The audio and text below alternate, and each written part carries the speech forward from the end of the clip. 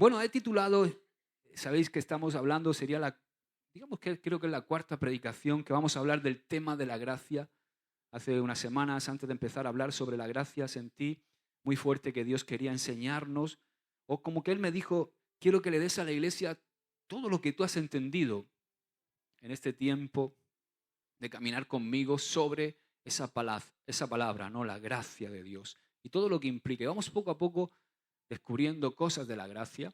El otro día el pastor Ramón se acercaba y dice, pero la gracia, digo, claro, sé que la gracia también es eso y llegaremos a ese momento, ¿no? Donde explicaremos qué significa ese otro aspecto de la gracia, pero tenemos que ir poquito a poco asimilando lo que es la gracia de Dios hasta que lleguemos a intentar dar el cuadro completo de la revelación que tenemos, porque la gracia de Dios se va a seguir revelando a nuestra vida mientras estemos vivos, ¿no? Entonces, en esta enseñanza de hoy, quiero hablar del amor, ese amor incondicional que hemos recibido todos. ¿Qué quiere decir la palabra incondicional? Es un amor que no tiene condiciones. Es el amor quizá más parecido al que tenemos los padres por nuestros hijos. Amamos a nuestros hijos, sean como sean, hagan lo que hagan, ¿verdad? Porque el amor no tiene nada que ver con que nos agraden. A veces no nos agradan con su comportamiento, con su forma de ser o con lo que están haciendo, pero no dejamos de amarle. Es un amor sin condiciones. Los amas. El amor de Dios es así. Entonces, quiero seguir hablando sobre ese amor incondicional, cómo Dios nos ama incondicionalmente en algo que he titulado de Lodebar a Gesed. ¿Puedes repetirlo conmigo? De Lodebar a Gesed. No del bar, que también. Algunos salimos del bar, ¿no? Porque pasábamos mucho tiempo allí, ¿no? Cerrábamos bares. Ahora, gloria a Dios que cerramos iglesias, ¿no? Pero el título es ese, de Lodebar a Gesed. Ahora vamos a entender un poquito más. El concepto bíblico de la gracia es muy profundo. Los lazos de la gracia envuelven y transforman la vida de cada persona cuando comenzamos a comprender qué es la gracia. Pero, aunque, como he dicho antes, estuviéramos estudiando durante décadas la gracia de Dios, nunca vamos a poder llegar ni de cerca a explorar toda su profundidad. La gracia, a veces hay hombres de Dios que la han descrito como un océano. Nadie ha llegado al fondo del océano. Nunca ha podido el ser humano llegar a lo más profundo del abismo, de las profundidades marinas. Y uno de ellos fue un apasionado de la gracia, ya fallecido. Es el teólogo Louis Sperry Chafer. Era un apasionado de la gracia. Y hay una clase que está grabada en audio, una clase magistral en el seminario donde él impartía clases a sus alumnos, una charla sobre la gracia, y él dijo mientras se secaba las lágrimas ante el aplauso de todos sus alumnos, fijaos qué clase dio que todos los alumnos rompieron en un aplauso, y él entre lágrimas terminó diciendo lo siguiente que ha quedado inmortalizado. Dice, señores, durante más de la mitad de mi vida he estado estudiando esta verdad y recién estoy empezando a descubrir de qué se trata la gracia de Dios. Esto lo dijo apenas 3 meses antes de morir con 81 años de edad. Impresionante, ¿verdad? Así que no creo quizá que haya habido nadie, ni siquiera este hombre, Louis Sperry Chafer, que apreciara más la gracia de Dios, o por lo menos no encuentro nadie en la Biblia que apreciara más la gracia de Dios que Pablo, el llamado apóstol de la gracia, ¿no? Fijaos que Pablo, después de haber vivido con ese orgullo de ser un fariseo de fariseos, como la palabra nos dice, después de estar entregado a ser un cruel y brutal perseguidor de la iglesia, un incrédulo, fue transformado por la gracia de Dios de un celoso perseguidor de la iglesia a un humilde siervo de Jesucristo. ¿Y todo por qué? ¿Por qué crees tú que fue esto? Todo fue por la gracia de Dios.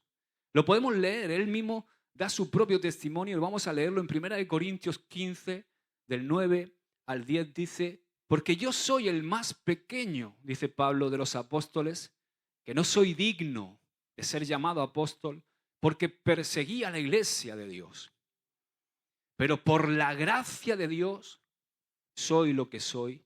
Y su gracia no ha sido en vano para conmigo. Antes he trabajado más que todos ellos, pero no yo, sino la gracia de Dios conmigo. O sea, todo lo que llegó a ser, afirma Pablo, que se lo debía a la gracia de Dios. Y cuando medito en las palabras de este gran apóstol, el apóstol Pablo, encuentro lo que podríamos considerar que era el credo, la forma de creencia, el credo de Pablo, que lo podemos reducir en tres sencillas afirmaciones. Primera afirmación: Dios, que es soberano, hace todo lo que hace, lo hace por su gracia. O sea, la primera declaración del credo de Pablo respecto a la gracia es que él había recibido la gracia de Dios porque se le había permitido vivir. ¿Cuántos saben que vivimos por gracia de Dios? Y que también se le había permitido ser reconocido como un mensajero, como un apóstol, como un líder.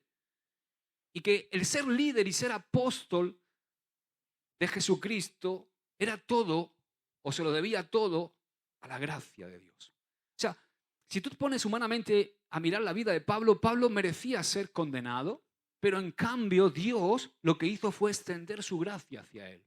En términos humanos, Pablo debía haber sido sometido a enormes sufrimientos por todo el dolor y las angustias que él había causado a otros cristianos. Pero no fue así, porque Dios le mostró su gracia. Esto me conduce a la segunda afirmación del credo de Pablo. Soy lo que soy por la gracia de Dios. Esto es distinto, es un matiz. O sea, es como si Pablo estuviera admitiendo, si hay algo bueno, si ustedes ven algo que yo soy capaz de hacer, si ustedes ven mis dones, si ustedes ven mi capacidad de predicar, si ustedes ven la manifestación de los dones trayendo sanidad, haciendo milagros, todo eso, si hay algo bueno en mí, no merezco mérito alguno. El mérito pertenece a la gracia de Dios. Y esto es algo que a veces nos cuesta, porque en el mundo en el que vivimos, en la sociedad en la que vivimos, en esta época en la que vivimos, se enfatiza constantemente los logros personales, se recalca en exceso la importancia de lograr las cosas por uno mismo y construir nuestro propio reino centrado en uno mismo. Por eso es muy importante para nosotros los cristianos esta idea de darle todo el crédito a la gracia de Dios. La gracia de Dios es un mensaje muy importante para nosotros los cristianos. ¿Cuántas veces has visto a personas que quizás deportistas famosos, cantantes famosos, líderes famosos, que alcanzan la cúspide de su carrera? ¿Cuántas veces cuando están siendo entrevistados quizás por algún periodista en una entrevista, dicen soy lo que soy por la gracia de Dios? ¿Verdad que no es muy común? Normalmente cuando esto sucede tiene un gran impacto. Por ejemplo, hace poquito tuvo un gran impacto las palabras de este hombre que se ha hecho famoso de repente. ¿Conocéis a Ilia Topuria? Campeón de la HFN, ¿qué? UFC. Eso de pegarse mamporro. Artes marciales mixtas. Gracias, hijo. Resulta que le pusieron el micro y dice, no se dejen impresionar por mí. Mi fama y mi resultado no se debe a mí, sino él da su testimonio y dice que es todo gracias a la gracia de Dios. Y me impresionó su testimonio porque fíjate que por ese testimonio le hicieron varias entrevistas, incluso en la radio, que es muy famoso en la COPE, no me acuerdo cómo se llama. ¿Cómo se llama? El que hace el programa de noche, da igual. No, el otro, el de deportes. Juanma Castaño le entrevistó y le dijo, oye, tú eres muy creyente, ¿no? Y el tipo, yo escuché esa entrevista, el tipo, todo, dice, yo se lo debo todo a Dios. Empezó a contar cómo de pequeño no tenían dónde comer en su país, donde nacieron en Georgia, luego fueron a vivir a Alemania, creo, y eran inmigrantes, no tenían qué comer, y dice, yo le pedía desde pequeño a Dios un plato para comer y Dios me proveía el plato. Y ahí fue cuando yo conocí la bondad de Dios, la misericordia de Dios. Y empiezo a hablar y digo, wow, tío, si me dan ganas de llamarlo y que venga a predicar el domingo. Pero esto no es lo normal, que la gente le dé la gloria a Dios de su éxito, no suele pasar.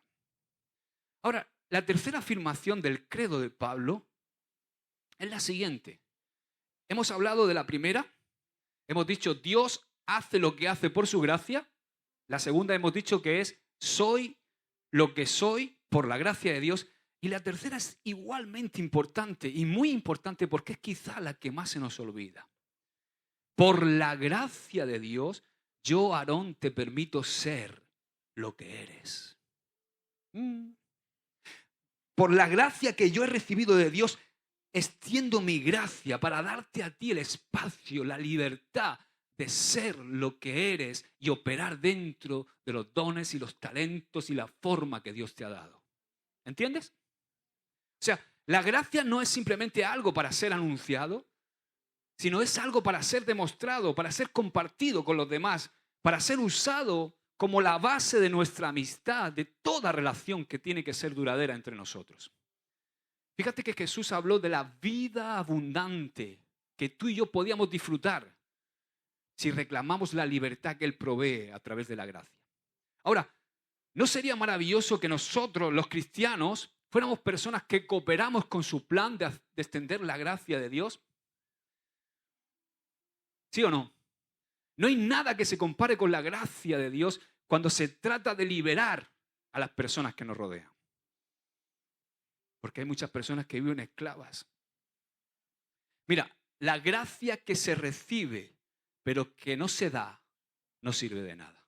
La vida abundante que tú y yo hemos recibido de Jesús, si no la damos, no sirve de nada.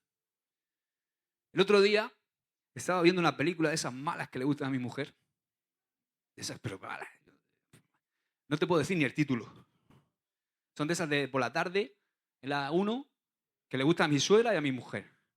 Además, ya sabe el argumento. El argumento es chica que tiene novio, se va al pueblo de toda la vida y allí conoce al que iba con él al colegio, ¿no? Y se enamora de él y el otro llega, hace 300 kilómetros para salvarla y para visitarla y ya no, ya se enamora del otro. Ya sabe cómo va a terminar, ¿no? Pero hay un momento ahí, dos personajes, ¿no? Entonces estoy viendo la película y me llamó la atención porque, ¿sabes que cuando tú vives, aunque estés viendo cualquier cosa que sea natural, si tú eres un hombre espiritual, una mujer espiritual, a veces Dios te utiliza cualquier cosa para mandarte un mensaje. Entonces me llamó la atención en una escena entre dos amigos. Había dos personajes de la película que eran amigos y estaban siempre los dos juntos y uno era así como muy agresivo, como un tipo, ¿conoces ese tipo de persona agresiva, tosca, dominante, no? Y de repente están en el bar y están filosofando. Este está filosofando con su amigo, que es más callado y pasivo. Y entonces dice, con torpeza y muy toscamente, sin miramientos, este hombre, el más fuerte, le dice al que era más débil, si yo estuviera a cargo del mundo, todo cambiaría. Y el otro se queda mirándolo así un poco intimidado y dice, pero cambiar el mundo no es fácil. ¿Por dónde empezarías? Empezaría por ti. Le dice, wow, digo, eso no es gracia, ¿verdad? No es gracia eso. Y ¿sabes? Estaba pensando, digo, nosotros a veces, dentro incluso del cristianismo, dentro de nuestras iglesias, hemos caminado cerca de personas así, que son como, yo decía hace poco, asesinos de la gracia. Se parecen a este personaje de la película, ¿no? Esos que tienen el rostro, ¿te acuerdas cuando lo decíamos? El rostro que dice, no, te cambiaría a ti. Uy, se lo dice el otro y dice, bueno. Entonces, no sé si has visto a esos que parecen estar siempre agazapados, esperando la primera oportunidad para confrontar a alguien. Que están como esperando a ver dónde falla. Que son personas que son desconfiadas por naturaleza, que son negativas, que son constantemente, están decididos a encontrar cualquier defecto, cualquier fallo, cualquier debilidad para decírtela. ¿Tienes a alguien así? ¿Conoces a alguien así? No, ¿verdad? No han venido hoy. Quizá esa persona te puede halagar por 20.000 cosas que haces bien, pero su meta esencial es asegurarse de que tú nunca olvides lo que haces mal. Tus debilidades, tus defectos. Quizá la frase favorita de estos asesinos, entre comillas, de la gracia es, tú deberías hacer esto o deberías hacer lo otro. así, con ese deberías, es como que matizan, hacen ver que es un consejo, ¿no? En lugar de alabar, atacan por sorpresa. ¿Cuántos hay aquí de esos? No han venido. Amén. Hay algo muy interesante. Leí hace un tiempo un libro que se llama La duda, un camino hacia el crecimiento. Porque sabes que las dudas nos hacen crecer. Es bueno a veces tener dudas, porque las dudas nos llevan a una búsqueda. Como decía el bueno de Pasteur, poca ciencia te aleja de Dios, mucha ciencia te acerca a Dios. Entonces, si tú tienes dudas, buscas el origen de las cosas, que eso es la ciencia. La ciencia es la búsqueda del origen de las cosas. Entonces, cuando buscas poco, pues te alejas del origen de las cosas, que es Dios. Pero si tienes mucha ciencia, si buscas mucho, y busca, al final, ¿dónde vas a llegar? Al origen de las cosas. ¿Quién es el origen de las cosas? Dios. Por eso el bueno de Pasteur decía, poca ciencia te aleja de Dios, mucha ciencia te acerca a Dios. Entonces, estaba leyendo este libro, La duda, un camino hacia el crecimiento. Es de Jackie Jackson, una escritora, teóloga y cristiana, y ella defiende que las personas crecen mejor con la gracia. Ella dice, la gracia es tierra fértil. La gracia se enfoca en lo que Dios ha hecho por nosotros y nos quita del centro de atención. Sin embargo, es fácil pensar que necesitamos hacer algo para ganarnos el favor de Dios, como si la gracia no fuese suficiente. Muchos creyentes, muchos cristianos, me atrevo a decir que la mayoría, a veces vivimos como si cada año fuéramos a pasar un examen, como si fuéramos a pasar de curso, como si Dios estuviera, de alguna manera, fuera un profesor que está pasando un examen en nuestra vida con cara seria, que nos mira así desde arriba, con las manos metidas en su túnica blanca, con esa barba blanca. No sé por qué, ¿no? ¿Por qué la mayoría? Siempre me preguntan, no sé si te has preguntado esto. ¿Te has preguntado esto? ¿Por qué la mayoría de nosotros nos imaginamos a Dios vestido con una túnica blanca, con barba? ¿Verdad? Nunca te lo has imaginado con una camiseta, ¿verdad? Ni con unas bermudas, ni con unas gafas de sol. ¿Por qué? ¿Quién te ha dicho que Dios va de blanco? Aunque sabemos que el blanco significa pureza, ¿no? Pero, ¿por qué lo hemos imaginado así? ¿Habéis visto la película La cabaña? Me gusta por eso, porque rompe los esquemas. De repente Dios es una mujer. ¿Habéis visto la película, no? Pero muchas veces, entonces claro, como lo vemos así con su barba blanca, ya mayorcito él, tal, y con la túnica, entonces es como que Dios está constantemente pasándonos el examen y con una mirada penetrante dice, Miguel, bien, 7,5. Belén, ¿no te da vergüenza? Ramón, no está mal, pero puedes mejorar. No, Dios no es así para nada. ¿Por qué pensamos así? ¿Quién es el responsable de esa imagen tergiversada que tenemos de Dios? ¿De dónde sacamos la idea de que Dios está enojado o vive irritado con nosotros, sus hijos? Si tú y yo sabemos que toda la ira de Dios cayó sobre ¿quién? Toda la ira de Dios cayó sobre su Hijo cuando Él murió en la cruz. ¿Por qué pensamos así? Si tú has creído en Jesucristo, has puesto tu fe en Él, eres justificado, Dios ya no te ve así. Además, la razón por la que Dios, ¿sabes qué día es hoy, no? ¿Qué se celebra hoy? Domingo de resurrección. ¿Sabes por qué Jesús resucitó? Porque Dios está satisfecho en Él. Si no, no hubiera resucitado. Tú piensa esto, si el Padre está satisfecho con el pago que su Hijo dio de forma total y definitiva por el pecado, y si tú y yo estamos en Jesús por la gracia, por medio de la fe, entonces Dios está satisfecho contigo, está satisfecho contigo, está satisfecho contigo y conmigo. ¡Aleluya! Y eso es liberador. ¿Cuánto tiempo tiene que pasar para que llegamos a entender esto y a creerlo? Porque esto es básico en nuestra fe.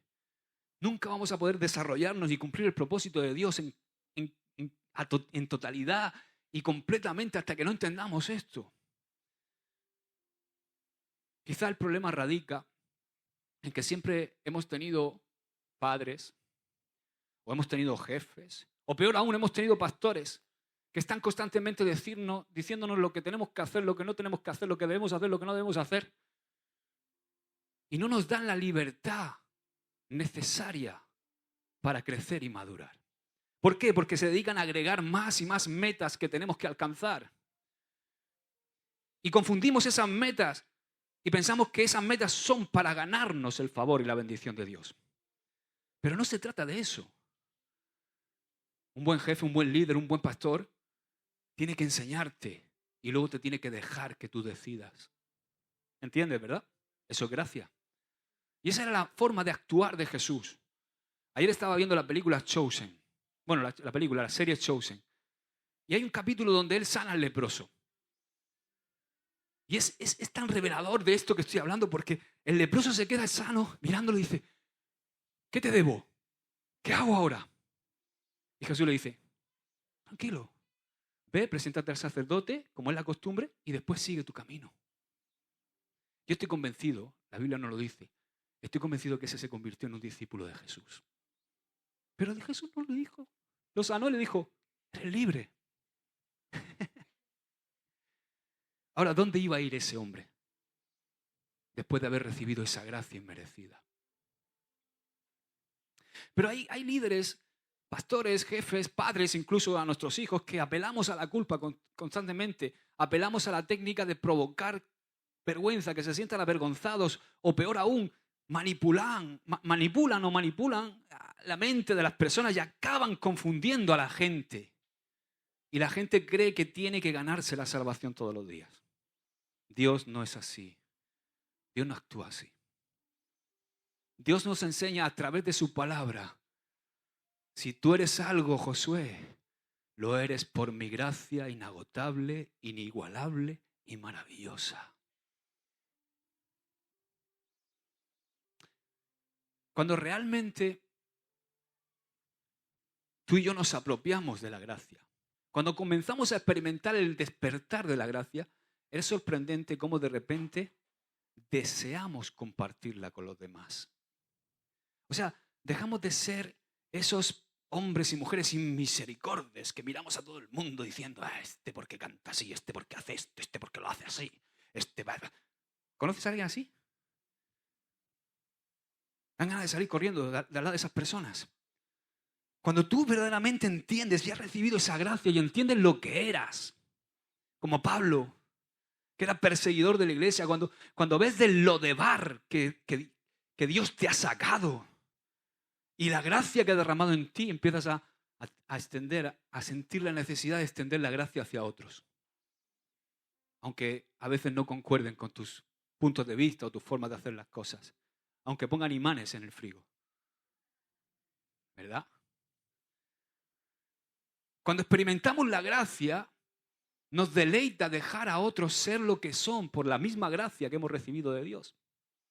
O sea, ¿qué quiero decir con esto? Dejamos de juzgar las formas de los demás y comenzamos a apreciar lo que dice Pedro en 1 de Pedro 4:10. Apreciar la multiforme gracia de Dios. Dice, cada uno, según el don que ha recibido, ministrelo a otros como buenos administradores de la multiforme gracia de Dios. Yo le doy gracias a Dios de que la gracia de Dios no es uniforme. Le doy gracias a Dios de que es multiforme. Amén. En su libro titulado La libertad de la obediencia, Elizabeth Elliot escribe algo muy gracioso. Me hizo mucha gracia, porque ella cuenta el testimonio de un joven que estaba ansioso, era jovencito, tenía apenas 17, 18 años, estaba ansioso por dejar el mundo atrás y seguir fielmente. Quiero seguir a Cristo, quiero seguir a Cristo. Y entonces le dice, ¿qué debo abandonar para seguir a Cristo? ¿Qué es lo que tengo que dejar a un lado en mi vida para seguir a Cristo? Entonces alguien le llega y se acerca y dice, bueno, para empezar, tienes que renunciar a la ropa de color. O sea, tienes que llegar a tu casa y tirar a la basura toda la ropa que haya en tu armario que no sea de color blanco. Sobre todo la azulgrana. No, es broma. Fíjate, no puedes tener instrumentos musicales ni tocarlos. No puedes comer chocolate ni pan blanco. Si realmente eres sincero en tu deseo de obedecer y seguir a Cristo, solo puedes bañarte una vez a la semana y no puedes afeitarte la barba, porque bañarse mucho y afeitarse es ofender a aquel que te creó porque estás intentando mejorar lo que Él ha creado. Parece absurdo, ¿verdad? ¿Sí o no? ¿Parece absurdo? Pero fíjate lo que dice en su libro Elizabeth Elliot, porque nos sorprende con la siguiente afirmación. Dice, esta es la respuesta que se daba a los jóvenes que querían seguir a Cristo en las más reconocidas escuelas cristianas del siglo II. O sea, esto que te acabo de decir eran los requisitos, si tú querías seguir a Cristo, que daban en las escuelas más contrastadas del cristianismo en el siglo II.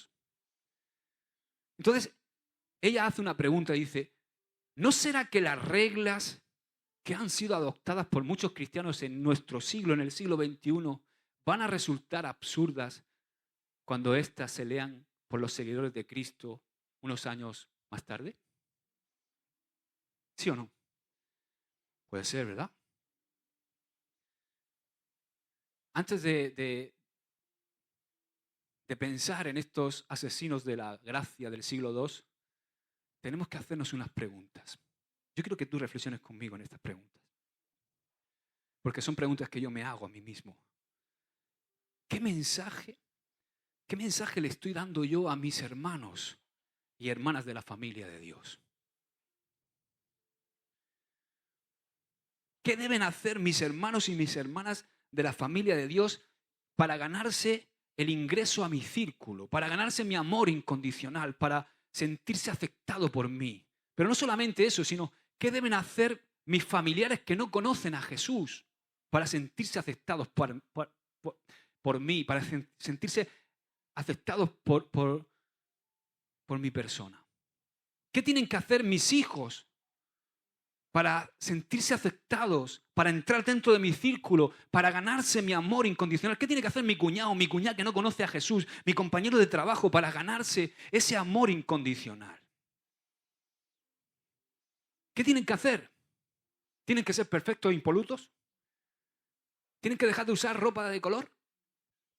¿Dejar de afeitarse? ¿Dejar de bañarse?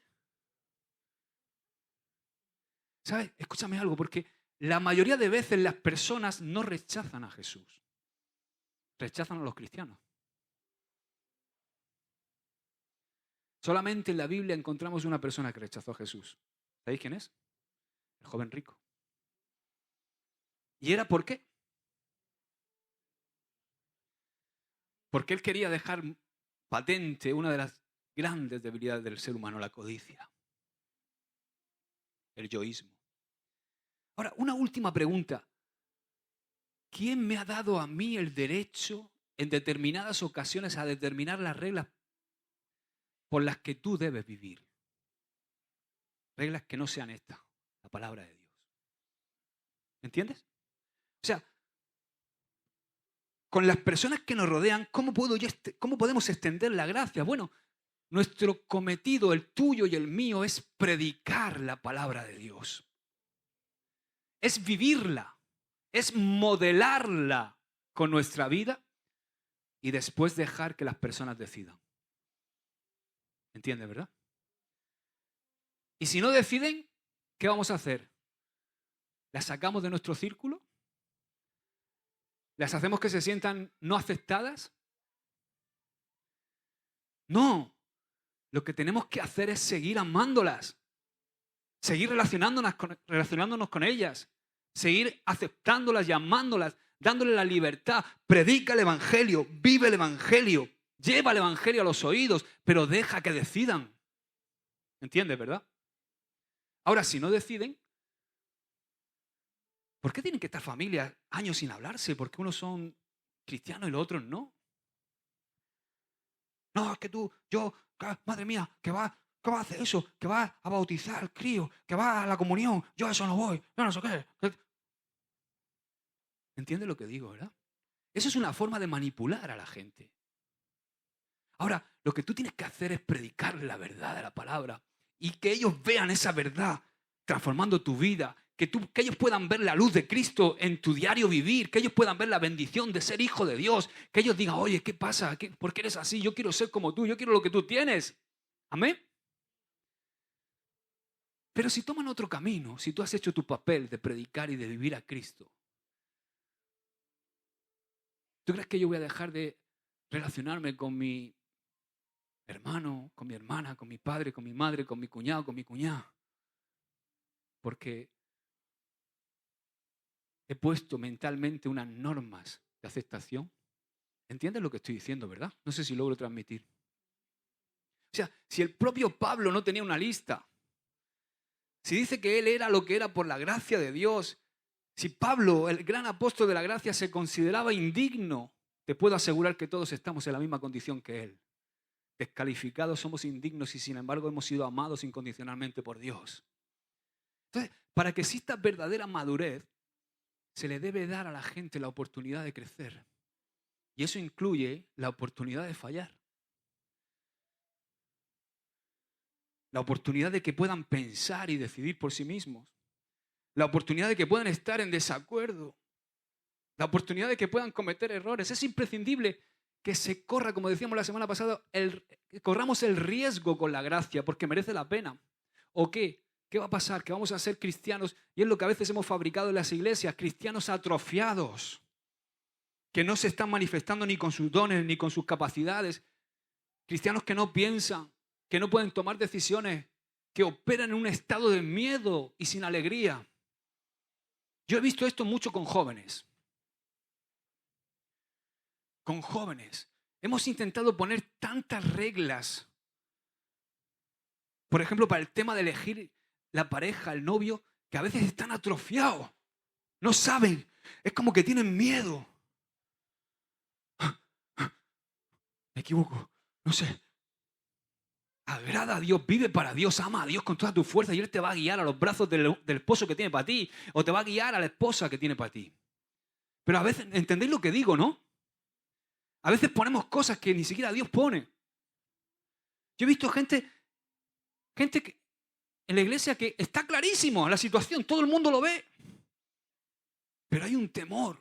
¿Por qué? Porque han sido esclavizados por estos asesinos de la gracia. Y todo el mundo lo ve, pero la persona no lo ve. Ay, ¿será este? ¿Será esta? Pasa, lo he visto. ¿Entiendes lo que digo, verdad? Yo no digo que no haya un modelo perfecto, no, en esto del noviazgo. Yo creo que el mejor modelo es vivir para Cristo. Vivir para Él, amarle con toda nuestra fuerza, desear su voluntad en nuestra vida. Y entonces, conforme vivimos así, haciéndole a Él el rey de nuestro corazón, viviendo para Él, en ese movimiento, en ese caminar, nos vamos a ir encontrando con todo lo que Dios tiene para nosotros. Pero no tenemos que vivir atemorizados. Entonces, yo prefiero correr el riesgo que ser un cristiano atrofiado que no piensa, que no toma decisiones, que está esperando que alguien tome decisión por él, que opera en un estado de miedo, sin alegría, sin gozo, porque no conocemos otra cosa, solo demandas y expectativas de otros. Dios se deleita, escúcheme bien, en elegir a los menos valiosos para hacer de ellos el objeto de su aceptación y de su amor incondicional. ¿Quieres ver un ejemplo? Vamos a ver el ejemplo. Quería empezar por aquí, pero vamos a hablar ahora de este ejemplo y nos vamos.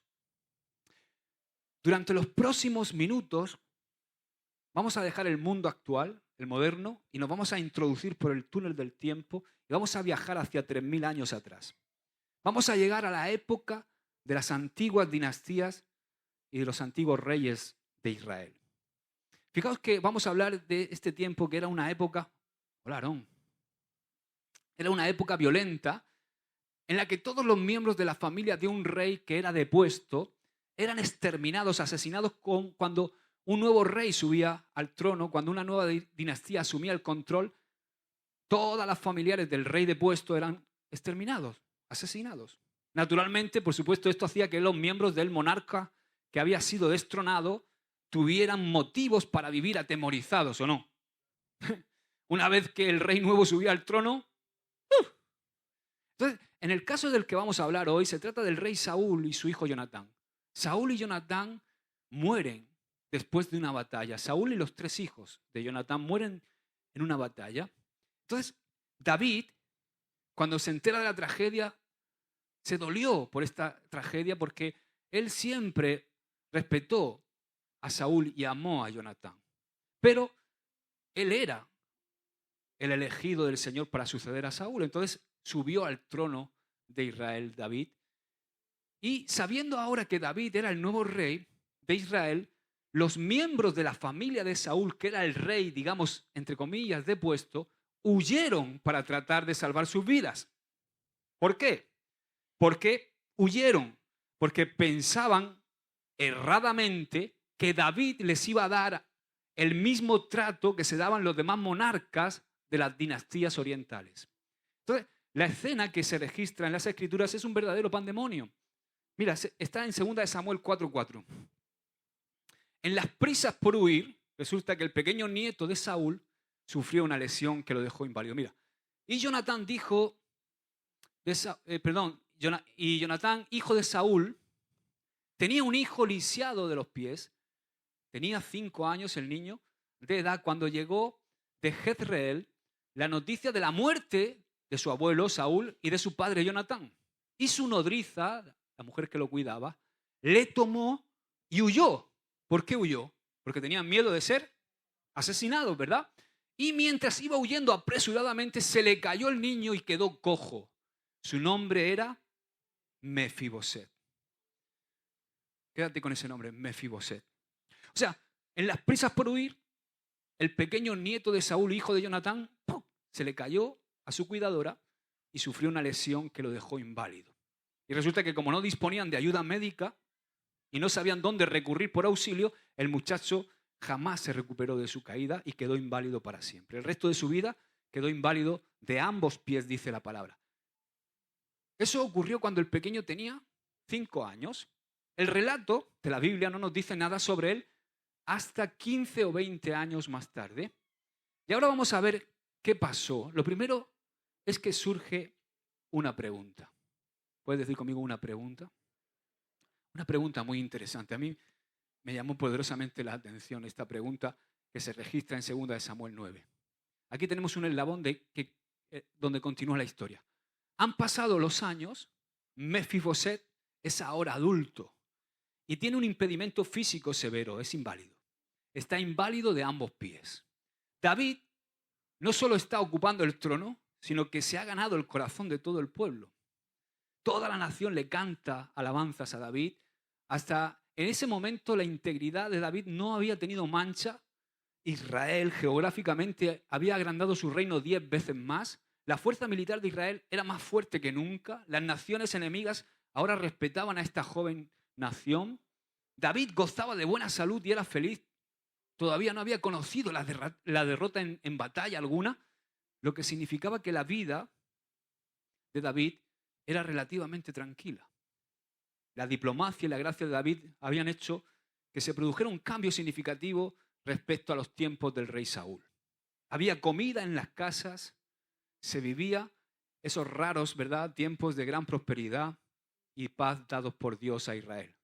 Entonces, ¿qué pasa? Que David, sobrecogido ante tanta bondad y la gracia que el Señor estaba extendiendo sobre su reino, comenzó a reflexionar sobre todas las bendiciones que estaba recibiendo. Entonces, cuando lo hizo, parece ser que tuvo un momento nostálgico. ¿Has tenido alguna vez un momento nostálgico? ¿De nostalgia? ¿Cómo se llama eso en Galicia? Morriña, ¿no? Sí, un momento de morriña. Recordando su amistad con Jonatán.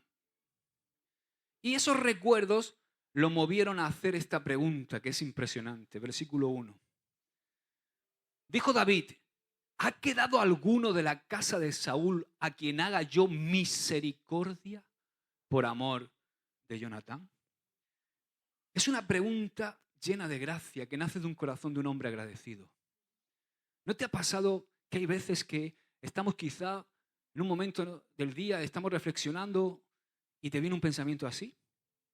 De repente volvemos al pasado y recordamos con cariño alguna relación pasada, tu primer pastor, o no sé, alguien, un familiar, alguna persona que ha jugado un papel importante para llegar a donde nos encontramos hoy.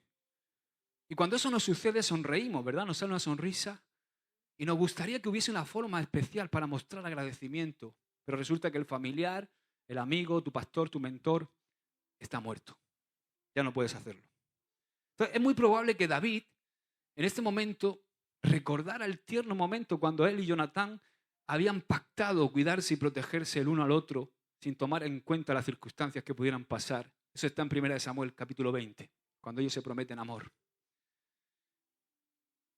Y entonces, mientras está David ahí, perdido en sus pensamientos, de repente, ¡ting!, una luz se enciende en sus recuerdos. Y recordando esa promesa que había hecho a Jonatán, él inmediatamente busca la manera de poner esa promesa en práctica. No quiero que se nos pase por alto la importancia de uno de los términos que usó David. Se trata de la palabra misericordia. Esa palabra es hesed, a menudo traducida en el Antiguo Testamento como misericordia, amor bondadoso o gracia. O sea, la pregunta de David es, ¿hay todavía alguien vivo en la familia de Saúl a quien yo pueda mostrar la misma clase de gracia que yo he recibido de parte de Dios? Esa es la idea que daba vueltas en la mente de David. Me encanta el planteamiento de esta pregunta. ¿Sabes por qué? Me gusta precisamente por lo que no plantea. ¿Qué quiero decir con esto? David no pregunta, ¿hay alguien que merezca hesed? Él no dice eso. ¿Hay alguien que merezca misericordia? ¿Hay alguien de la casa de Saúl que reúna los requisitos necesarios para que yo extienda mi misericordia? ¿Hay alguien inteligente que me pueda servir en los asuntos de palacio para que yo extienda misericordia? ¿Hay alguien que tenga un buen físico para que yo lo pueda utilizar en mi ejército que merezca misericordia? No, no hay requisitos. Simplemente pregunta, ¿ha quedado alguien? ¿Hay alguien? O sea, se trata de un deseo incondicional, sin condiciones. Una pregunta que estaba empapada de gracia. Me pregunto si quedará alguien por ahí de la casa de Jonatán, mi amado. Si quedará alguien de la casa de Saúl. O sea, el rostro de David era un rostro que decía sí. Sí, aceptación. No importa que estés lisiado. No importa cuál es tu procedencia, de dónde vienes. No importa que vengas de Lodebar. No importa que seas inválido. Quiero extender mi gracia. Pero resulta que de repente, cuando seguimos leyendo, en ese momento nostálgico que la Biblia nos relata, aparece el siervo. Y algo me indica que el siervo al que David hace venir tiene un rostro que dice no. Su nombre es Siba. Escucha su respuesta y percibe el no, porque hay que percibirlo. Segunda de Samuel 9:2 dice, y había un siervo de la casa de Saúl que se llamaba Siba, al cual llamaron para que viniese a David, y el rey le dijo, ¿eres tú Siba? Y él respondió, tu siervo. El rey le dijo, ¿no ha quedado nadie de la casa de Saúl a quien haga yo misericordia de Dios? Otra vez la palabra Gesed. Y Siba respondió al rey, aún ha quedado un hijo de Jonatán. ¿Pero qué dice? Lisiado de los pies. ¿Te das cuenta que hay un no en su respuesta? Aunque parece que haya sido una respuesta afirmativa. ¿Lo percibes o no? O sea, por supuesto, es como que le dice, sí, rey David, sé, conozco a alguien que ha quedado de la casa de Saúl, pero creo que realmente no lo vas a querer aquí porque está inválido. ¿Por qué? ¿Por qué hace notar la invalidez? ¿Le ha preguntado David algún requisito? Yo pienso que en la respuesta de Siba está incluido un no es adecuado, No es propio de la realeza tener aquí un inválido. Por cierto, está inválido. Es como cuando hablamos de un amigo y estamos hablando de él y alguien quiere darle algo, un favor o algo y todos decimos, sí, pero ya cuidado porque este es amigo de lo ajeno, ¿no? O cualquier cosa. Recalcamos la invalidez de esa persona. Es como que le estaba diciendo, no es como nosotros, está inválido. Ojo, David, no sirve para nada. ¿Cuántos de nosotros no servíamos para nada, verdad? O sea, lo que estaba reflejando ahí, Siba, es orgullo. Me fascina la respuesta de David, porque en vez de decir, no me digas, tío, ¿has dicho que es inválido? No, aquí en Palacio un inválido, un tullido. No, no, la respuesta de David no es esa. Él dice, ¿dónde está? Si hay alguno, sea como sea, esté como esté, traédmelo aquí. Eso es gracia. Amén.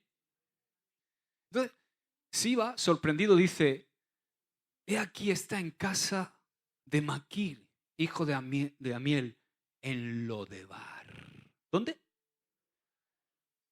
¿Sabes lo que quiere decir la palabra Lodebar en hebreo? Significa lugar estéril. Es un inválido que no sirve para nada y que viene de un lugar estéril.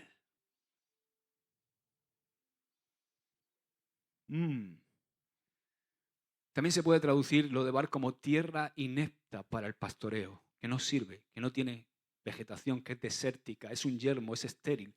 Es como si Siba le estuviera diciendo que el hijo de Jonatán vive en un lugar absolutamente desértico, en un lugar sin cultivos, en un yermo. ¿Cuántas veces quizás hemos pensado, soy un inválido, un simple murciano, ¿verdad? Solo de águilas, de un pueblucho de águilas. No soy nada, no soy nadie. Pero David, cuando escuchó a Siba decir, es inválido y está en Lodebar, es como que David de repente dijo, ya he escuchado suficiente para entrar en acción. Es como cuando Dios escuchó que yo estaba hundido en la miseria, que venía de una familia que no había sido una familia perfecta. Y dijo, ya he escuchado bastante, Josué. Ahora voy a extender mi gracia hacia ti. Y yo te voy a dar la capacidad, te voy a sacar de Geset, perdón, de Lodebar, y te voy a llevar a Geset, mi gracia. Aleluya. Y fíjate que en este momento David, aquí comienza el se busca a un inválido. ¿Sabes que Dios busca inválidos? Dios no está buscando a los que se creen válidos. Él busca corazones que se sienten inválidos. Dice 2 Samuel 9, 5, 7. Entonces envió el rey David y le trajo de la casa de Maquir, hijo de Amiel, de Lodebar. Y vino Mefiboset, hijo de Jonatán, hijo de Saúl, a David y se postró sobre su rostro e hizo reverencia. Y dijo David, Mefiboset, y él respondió, he aquí tu siervo. Y le dijo David, no tengas temor, porque yo a la verdad haré contigo misericordia, otra vez Jesé, por amor de Jonatán, tu padre. Y te devolveré todas las tierras de Saúl, tu padre, y tú comerás siempre a mi mesa. Es lógico, ¿verdad?, que Mefiboset, inválido, se sintiera asustado al entrar al palacio en Jerusalén. ¿Por qué? Porque desde pequeño había tenido que oír que el rey David quería asesinarlo. Había tenido que ocultarse, ocultar su identidad, pensando que tenía que salvar su vida. Yo estoy convencido que él nunca quiso ser hallado, y menos por el rey que había sucedido a su abuelo en el trono. Porque él pensaba que si David lo encontraba, era la muerte segura. Pero no había forma de negarse cuando David, el rey, lo mandó buscar. Y antes de que él pudiera darse cuenta, ya lo habían subido en un carro que estaba preparado para él. Y antes de que pudiera decir sí, no, estaba delante del rey. Todo esto explica por qué las palabras de David dejaron atónito a Mefiboset. Porque él pensaba esto.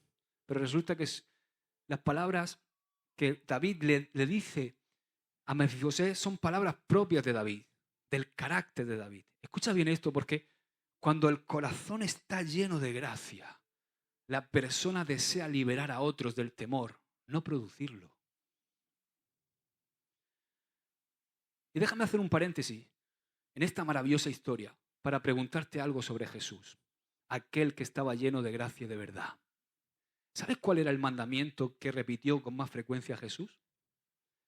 ¿Sabéis cuál es? La mayoría de las personas que le pregunto esto no saben responder correctamente.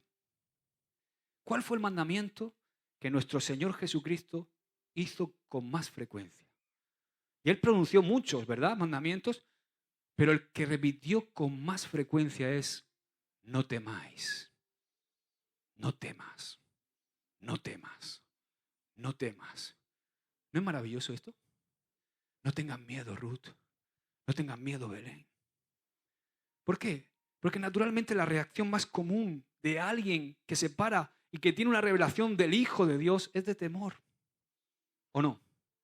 Sin embargo, Jesús, lleno de gracia y de verdad, decía cada vez: no temas, no tengáis miedo. O sea, Jesús no encaraba a las personas enfadado, con ira y con cara de ladrillo, mirándolos de arriba abajo y con un garrote en la mano. Jesús los recibía con los brazos abiertos y con palabras reconfortantes. Sergio, no temas. Y estas son las palabras que David usó para Mefiboset. Son palabras cargadas de gracia. Mefiboset seguramente esperaba que le clavaran una flecha o que le cortaran el cuello. Con razón dice que se puso tocando el suelo, ¿no? Con el rostro, ¡ay!, ante su rey. Y le dijo: he aquí tu siervo. Y entonces David le dice algo poderoso. Le dice: no tengas temor. Pero yo creo que Mefiboset estaba ahí temblando de miedo, ¿verdad? Es como si David le estuviera diciendo a Mefiboset: escúchame, Mefiboset, no te he mandado buscar para castigarte por algo que hayas hecho o algo que hayas dejado de hacer. Estoy buscando tu bien, estoy buscando bendecirte, no estoy buscando tu mal, estoy buscando extender la gracia de Dios. Quiero darte un lugar de honor, de honra. No quiero desplazarte ni hacerte daño. El secreto del mensaje de David hacia este hombre se resume en: puedes estar seguro de que seré misericordioso contigo. Y entonces esto nos lleva a que de repente se provee un privilegio no merecido. No te pierdas algo muy importante en el mensaje completo de la gracia. En este mensaje que estamos viendo con la vida de Mefiboset y David, David quería demostrar bondad y gracia no por causa de Mefiboset, porque resulta que a Mefiboset no lo conocía hasta ese momento. Lo hizo ¿por qué? Por el bien de su padre, Jonatán.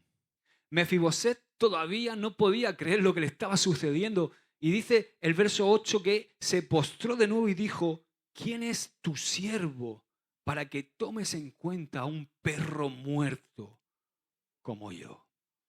Wow. Cuando Mefiboset se refiere a sí mismo como un perro muerto, él está utilizando las palabras más descriptivas que él puede encontrar para definir su vida, para definirse a sí mismo como un despreciable e inútil. Es como que le estaba diciendo: no soy más que un perro muerto viviendo en Lodebar. ¿Por qué no me dejas solo en mi miseria?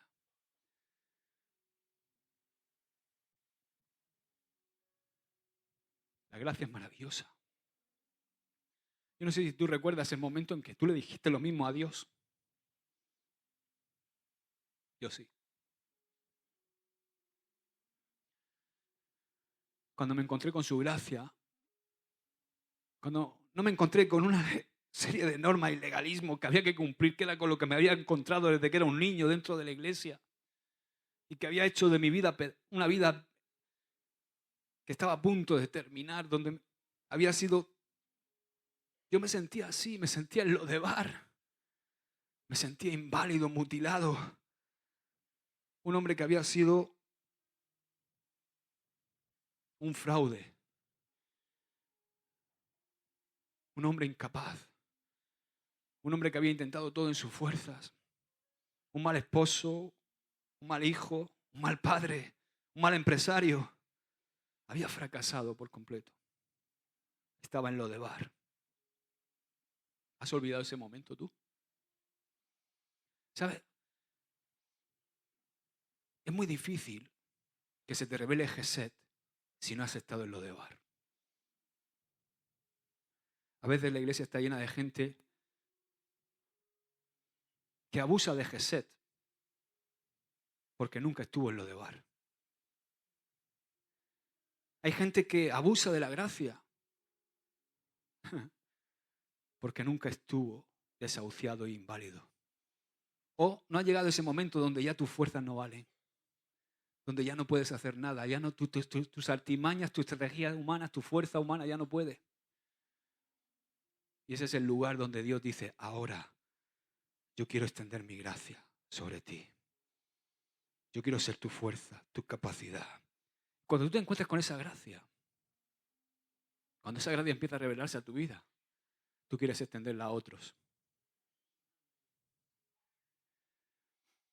Esta historia de Mefiboset es una de mis historias favoritas del Antiguo Testamento porque es un retrato poderoso de la gracia y porque me siento muy identificado con Mefiboset. Vemos a un hombre, Mefiboset, desconocido, de poca importancia para el rey, inválido. ¿Qué tenía Mefiboset que ofrecer que fuera beneficioso para el reino de David?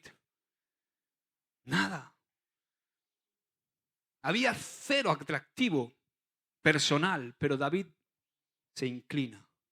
¿Os acordáis del término de la gracia? Cuando un rey se inclina y extiende favor que un plebeyo no merece.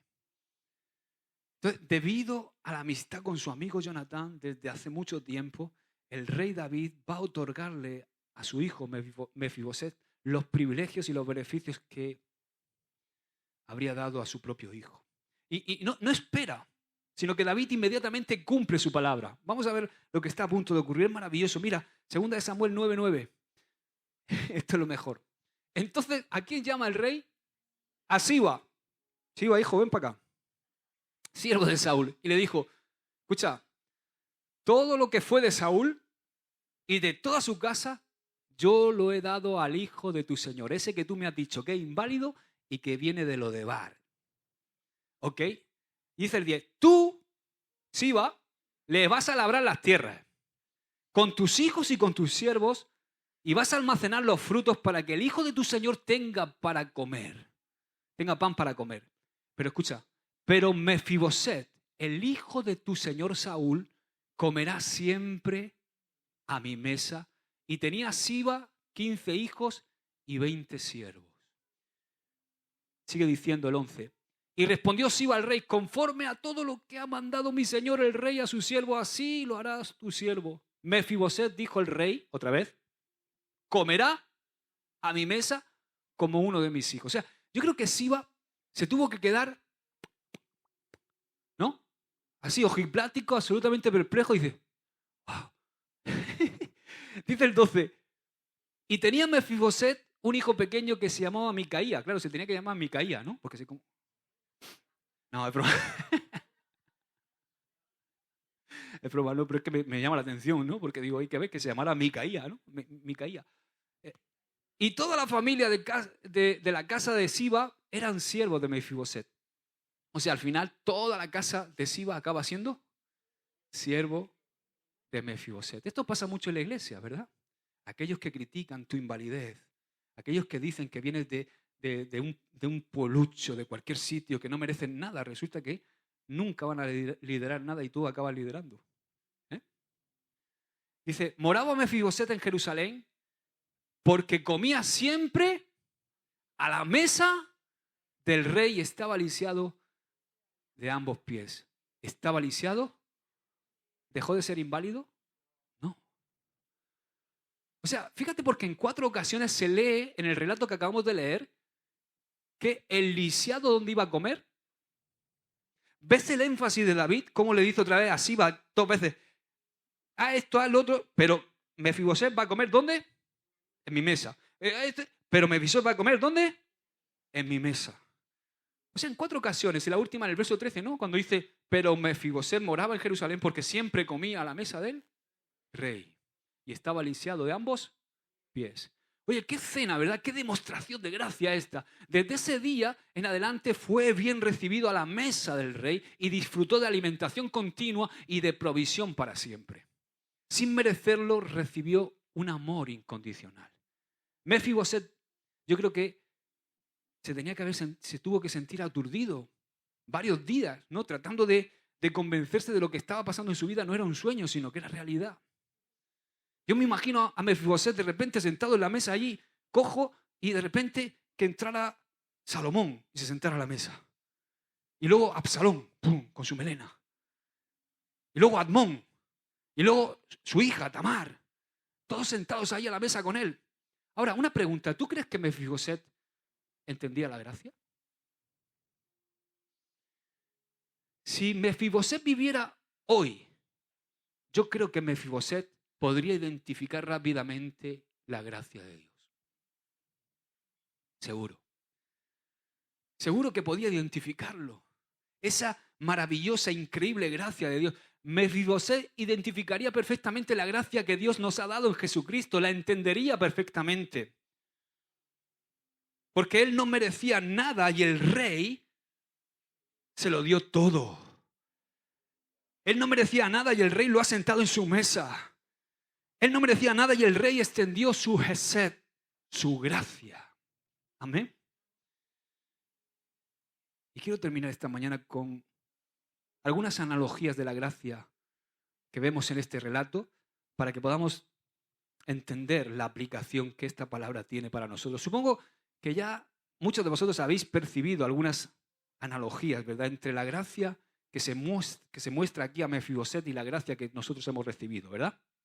Yo he encontrado 8. ¿Me dejas que te las comparto y nos vamos? 8 analogías entre la gracia que recibió Mefiboset y la gracia que Dios nos ha dado en su Hijo Jesucristo. La primera es, en el pasado Mefiboset había disfrutado de la presencia de su padre Jonatán, ¿verdad? Lo mismo sucedió con nuestros primeros padres, Adán y Eva. En el huerto del Edén ellos disfrutaban de comunión y de la presencia del Padre. La segunda analogía es que cuando ocurre la tragedia, de repente aparece una cosa que se llama temor, ¿verdad? Y por causa del temor salen huyendo. Y Mefiboset sufrió una caída que lo dejó inválido para el resto de su vida. ¿Qué sucedió en el huerto del Edén con el pecado? Lo mismo sucedió cuando entró el pecado en acción. La humanidad sufrió la caída que la ha dejado incapacitada para siempre en la tierra. La tercera analogía es que David, el rey, por amor incondicional que él tenía a su amigo Jonatán, buscó a quien poder demostrarle y extenderle su gracia. Igual Dios, el Padre, por la aceptación incondicional de la muerte en la cruz de su unigénito Hijo, de Jesús, Él sigue buscando día a día a quien hacer partícipe de su gracia y a quien sentar en su mesa. ¡Aleluya! ¡Amén! Todo esto tienes que aplicarlo a tu vida. 4. El hombre lisiado no tenía nada propio. El hombre lisiado, inválido, no podía hacer nada. Además, no merecía nada, ni siquiera intentó ganarse el favor del rey. Lo único que podía hacer era aceptar la gracia que le estaba siendo extendida humildemente, con humildad. Y tú y yo, que somos pecadores, sin esperanza, sin mérito alguno, que no merecemos absolutamente el favor de Dios, no podemos hacer más que aceptar la gracia de Dios con humildad. Amén. El rey, 5, rescató al inválido de su infortunada existencia, de su infortunada vida, llevándolo de un lugar desértico y desolado a un lugar de compañerismo, de honra, de honor, de gracia, de misericordia y de favor. Lo sacó de Lodebar a Gesed. Y sabes que Dios ha hecho eso conmigo y contigo. Él ha hecho lo mismo por nosotros. Él nos ha sacado a cada uno de nosotros de nuestro Lodebar personal de quebranto, donde nos sentíamos una escoria, donde nos sentíamos depravados, y nos ha rescatado para ponernos en un lugar lleno de alimento espiritual y también lleno de su presencia, porque Él nos quiere en su mesa, nos quiere cerca de Él. Aleluya. 6. David adoptó a Mefiboset de la familia real y le brindó constante provisión, alimento y las bendiciones propias de un hijo. Y tú y yo hemos sido adoptados como hijos e hijas de Dios, en la familia de Dios, y estamos rodeados de las inefables bendiciones del reino de Dios. Amén. Amén. Sí, puede aplaudir. Gloria a Dios. Es digno de aplaudir al Señor por todo esto. 7. Un punto muy importante, la invalidez permanente, porque no dejó de ser inválido, ¿a qué no? Del nuevo hijo le recordaba a Mefiboset, constantemente le recordaba la gracia que el rey había tenido con él. Y sabes, nuestro estado imperfecto, ese que a veces nos lleva a cometer errores, a fallar, es aquello que nos impide que tú y yo olvidemos de dónde Dios nos ha sacado. Esa invalidez, esa incapacidad que tenemos a veces para hacer las cosas como tenemos que hacerlas, es aquello que nos indica que donde el pecado abundó, sobreabunda la gracia. Amén. Y 8, cuando Mefiboset se sentaba a la mesa del rey, era tratado como uno de los hijos de David. Y sabes, cuando un día tú y yo estemos celebrando con el Señor en el cielo, nosotros también vamos a ser tratados como hijos e hijas de Dios. Y sabes, ahí vamos a estar compartiendo con Pablo, con Pedro, con Lucas, con Juan, con Abraham, con Lidia, con Priscila, con Aquila, con María, con Santiago, con José, con Juan. Amén. Con todos los mártires de la historia, con todos los reformadores, con todos los evangelistas, con todos los pastores, con todos los profesores de seminarios, con todos los, futbolistas, con Elia Tupuria, con todos vamos a estar allí. Amén. ¿Sabes por qué? Porque ahí vamos a estar todos sin diferencia alguna, sin rango, sin título, sin ninguna consideración especial por los logros que hayamos obtenido en la tierra. ¿Por qué? Porque ninguno de nosotros merece nada. Todos somos indignos. Todos estamos lisiados. ¿Cómo vamos a alabar a Dios ahí, verdad? Toda nuestra alabanza será para aquel que vino, murió, que resucitó y que vive para siempre. Su nombre es Jesús y su mensaje es gracia. ¡Aleluya! Amén. Amén. Son pocos, ponte de pie, los que han descrito tanto a Jesús como su mensaje de la gracia con más claridad que el bueno de John Bunyan. ¿Conocéis a John Bunyan? El escritor del Peregrino. Él dijo algo que quiero rescatar esto y con esto nos vamos. Dice, oh hijo del Dios bendito, qué gracia se ha manifestado en tu condescendencia. Fue la gracia que te hizo descender desde el cielo. La gracia te despojó de tu gloria. La gracia pobre y despreciable, la gracia te hizo soportar esas cargas del pecado, esas cargas de tristeza, increíbles cargas de la maldición de Dios que son indescriptibles. Oh Hijo de Dios, la gracia llenaba todas tus lágrimas, la gracia fluía de tu costado con tu sangre, la gracia salía con cada una de las palabras de tu dulce boca, la gracia se manifestaba cuando el látigo te hirió, donde las espinas te picaban y donde los clavos te atravesaban. He aquí la gracia. Gracia para hacer que los ángeles se maravillen. Gracia para hacer a los pecadores felices. Gracia para asombrar a los demonios. Cuando estemos reunidos con el pueblo de Dios en esta gran fiesta de bodas del Cordero, el mantel de su gracia cubrirá todas nuestras incapacidades y limitaciones. Amén. Amén. Padre, te damos gracias por tu palabra, Señor.